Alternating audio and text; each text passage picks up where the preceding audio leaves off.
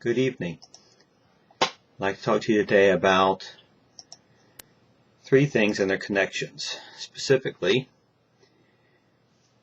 atheism, humanism, and communism, and how these three elements connect to each other.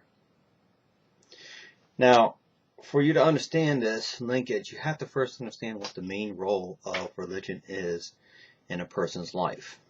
Doesn't matter the religion, this is a consistency across the board. It tells them what the purpose of life is and what their goals in life should be, what their purpose of life is and the meaning of life is. And this is what religion offers people an answer to.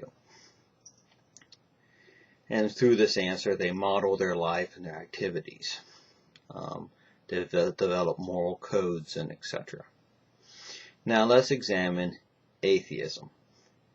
Atheism rejects anything religious. By definition, it's a rejection of the belief in God or the supernatural. Now, for the atheist, the act of rejecting religion means you reject the reasoning and models and what's the meaning of life and what you're supposed to do in life.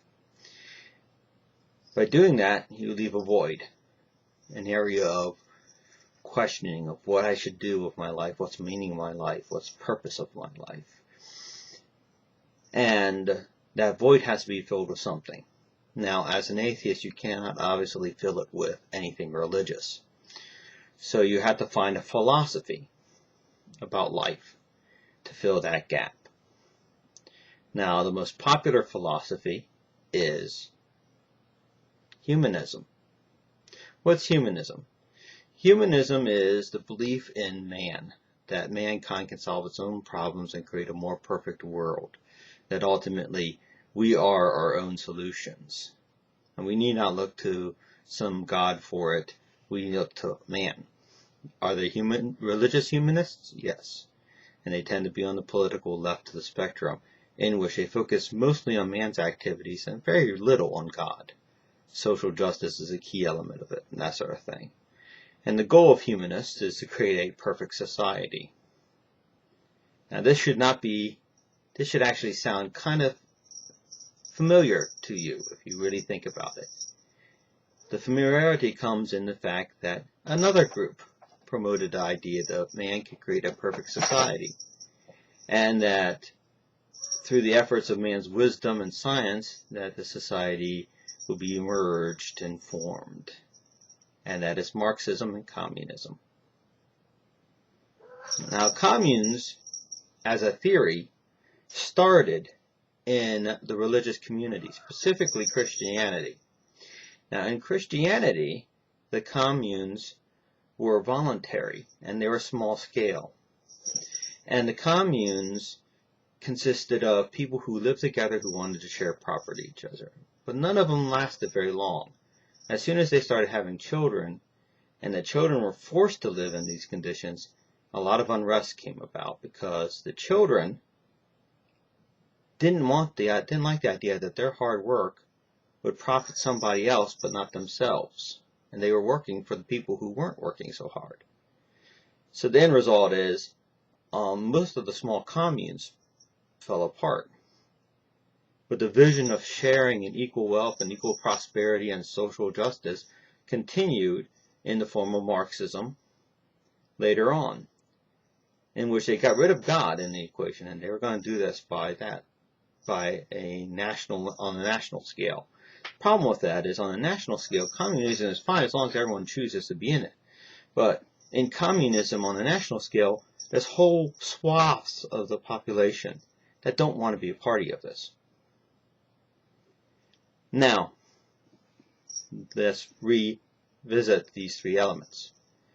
Atheism creates the void, in which the questions of what's the meaning in life, what's our purpose in life, and so on, where do I come from, are all answered, are left empty. Now, they are answered by a philosophy, the most popular of which is humanism.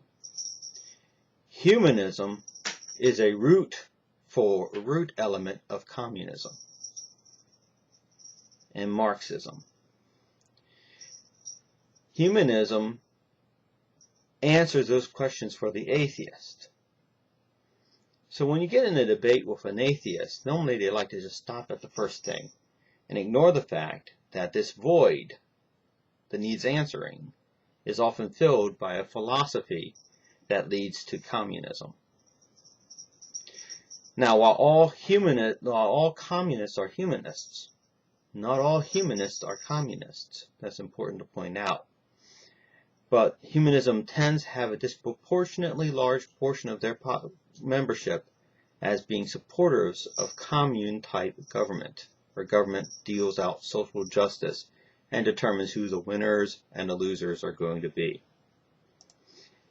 And that is really the big problem why the conservatives and the religious right are so antagonistic to